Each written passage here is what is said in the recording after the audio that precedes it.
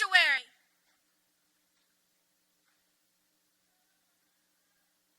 For 3 years, my sanctuary was 4. Baby blue painted walls with a lighthouse for a toothbrush holder and a small window on top of the shower to let out steam. The old wooden floor that wasn't even had been a second bed to me many times.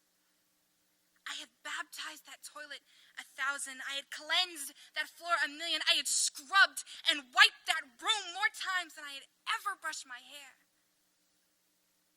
My sanctuary was the only place I could escape his anger and reach my Heavenly Father's shelter, the only place I could go once an hour when I was put with my nose in the corner, even though I was already a 5th grader, where my legs could finally fold and tears could finally fall.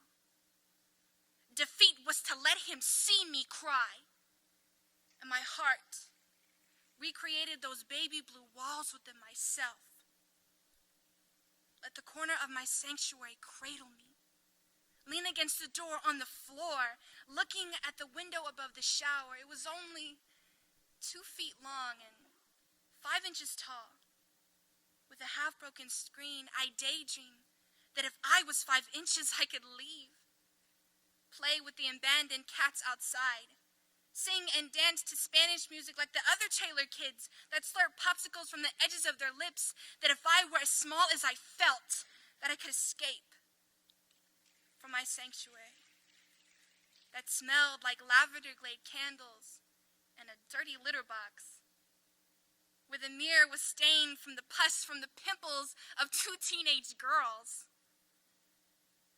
The only room in the house with a lock. The kind you had to move up and over to its place, and I loved that lock because I had none.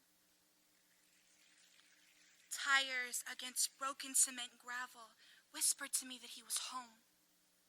The crinkle of a brown paper lunch bag and a bottle against the counter tapped me on my shoulder. The clink of dirty dishes against the sink and a belt buckle, twins I could always tell apart.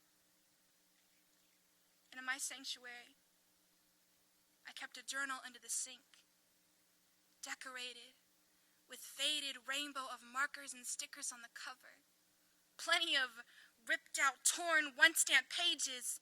Buried behind cleaning supplies, it grew to smell like bleach, and a pen I taped to it. Too clever to realize I could just stick it between the pages. And when I laid my head against the paper, when I watched ink bleed between college-ruled blue lines, I stopped crying. And in my sanctuary, I grew up 10 years in 3. Cuddled up with the biggest towel we had, using the top of the toilet lid as a desk. I lost some of the comfort a bed gives me, because I don't think I'll ever be used to it again. And I realized plaster on the ceiling feels like marshmallows, and that I couldn't be that soft anymore. And I wonder if kids have a safe place in the city. I wonder if the answer is evident in us getting gunned down in the streets. I wonder if the government can hear our screams from the living room. I wonder if the neighbors really didn't hear me yelling so loudly.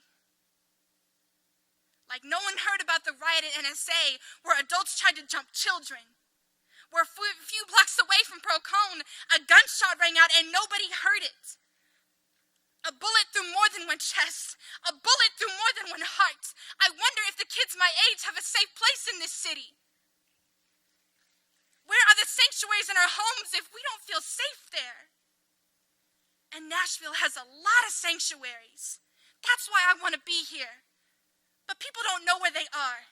Kids my age don't see the safe place, so if you can't find one, come find me. And I'll share mine with you. Sanctuary.